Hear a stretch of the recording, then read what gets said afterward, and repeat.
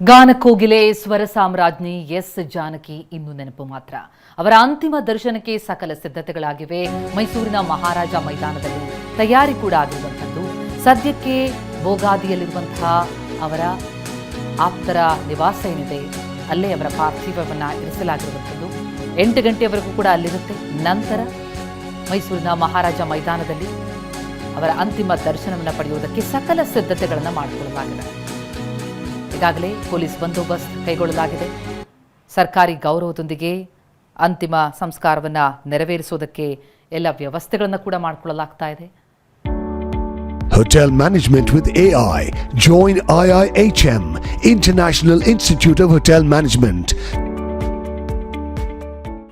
ಸದ್ಯಕ್ಕೆ ಮೈಸೂರೇ ಅವರ ಪ್ರೀತಿಯ ಊರಾಗಿತ್ತು. ಅಲ್ಲೇ ಅವರು ಬಾಡಿಗೆ ಮನೆಯೇ ಮಾಡಿಕೊಂಡು ಹಲವು ವರ್ಷಗಳಿಂದ ಇರ್ತಾ ಇದ್ರು. ನಂತರ ಅವರ ಆಪ್ತರಾಗಿರುವಂತಹ ನವೀನ್ ಅವರ ನಿವಾಸದಲ್ಲೇ ಇದ್ದರು. ಈಗಲೂ ಅವರ ಪಾರ್ಥಿವ ಇರೋದು ಮೈಸೂರಿನ ಬೋಗಾದಿಯ ಅವರ ಆಪ್ತರ ಮನೆಯಲ್ಲೇ. ಅನಾರೋಗ್ಯ ಇದ್ದಂತಹ ಹಿನ್ನೆಲೆಯಲ್ಲಿ ಆಸ್ಪತ್ರೆಗೆ ಅವರನ್ನು ನಿನ್ನೆ ದಾಖಲಿಸಲಾಗಿರುತ್ತೆ. 1 ವಾರಗಳಿಂದ ಅಲ್ಲಿ ಚಿಕಿತ್ಸೆ ನೀಡಲಾಗ್ತಾ ಇರುತ್ತೆ. ಆದರೆ ಹೃದಯ ಸ್ತಂಭನದಿಂದಾಗಿ ನಿನ್ನೆ ಮೃತಪಟ್ಟಂತಹ ಎಸ್ ಜಾನಕಿಯವರ ಅಗಲುವಿಕೆ ಬಹಳ ದೊಡ್ಡ ಆಘಾತ ತಂದಿದೆ.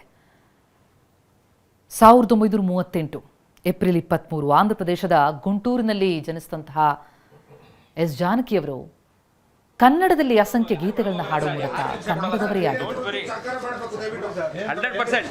ಬೋಗಾದಿ ನಿವಾಸಕ್ಕೆ ಜೆಟಿ ದೇವೇಗೌಡರು ಭೇಟಿ ಕೊಟ್ಟಿದ್ದಾರೆ. ಅಂತಿಮ ದರ್ಶನವನ್ನು ಪಡೆಯುವುದಕ್ಕೆ ಆಗಮಿಸಿದ್ದಾರೆ. ಕರುನಾಡು, ಅದರಲ್ಲೂ ಮೈಸೂರು ಅಂತಂದರೆ ಅವರ ಮನಸ್ಸಿಗೆ ಆಪ್ತವಾದದ್ದು ಎಸ್ ಜಾನಕಿಯವರಿಗೆ. ಹಾಗಾಗಿಯೇ ಕೊನೆಯ ದಿನಗಳಲ್ಲಿ ಅವರು ಇಲ್ಲೇ ಇದ್ದದ್ದು.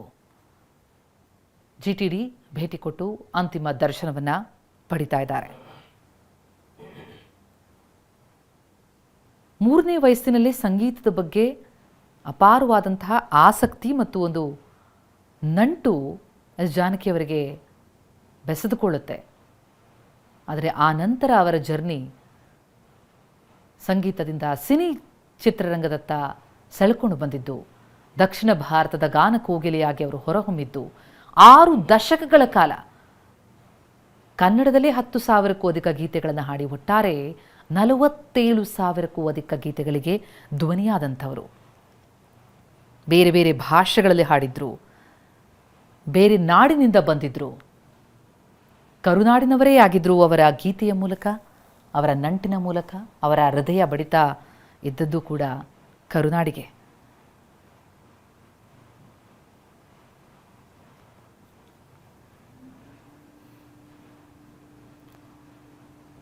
ಮೆಲೋಡಿ ಕ್ವೀನ್ ಅಂತಲೇ ಖ್ಯಾತರಾಗಿದ್ದಂತಹ ಎಸ್ ಜಾನಕಿ ಕನ್ನಡದಲ್ಲಿ 10,000ಕ್ಕೂ ಅಧಿಕ ಗೀತೆಗಳಲ್ಲಿ ಹಾಡಿದ್ದಾರೆ. ಆದರೆ ಕನ್ನಡ ಅಷ್ಟೇ ಅಲ್ಲ, ಅವರು ತೆಲುಗಿನವರು. ತೆಲುಗು, ಮಲಯಾಳಂ, ತಮಿಳು,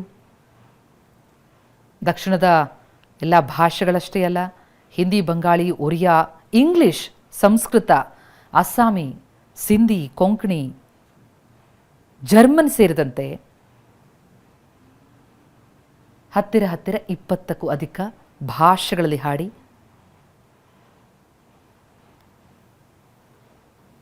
$48,000ಕ್ಕೂ ಹೆಚ್ಚು ಹಾಡುಗಳನ್ನು ಹಾಡಿದಂತಹ ಕೀರ್ತಿ. ಭಾರತದ 17 ಭಾಷೆಗಳು, ಒಟ್ಟಾರೆ 20ಕ್ಕೂ ಅಧಿಕ ಭಾಷೆಗಳಲ್ಲಿ ಹಾಡಿದಂಥವರು. ಅಂತಹ ಮಹಾನ್ ಗಾಯಕಿ ಏನು ನೆನಪು ಮಾತ್ರ.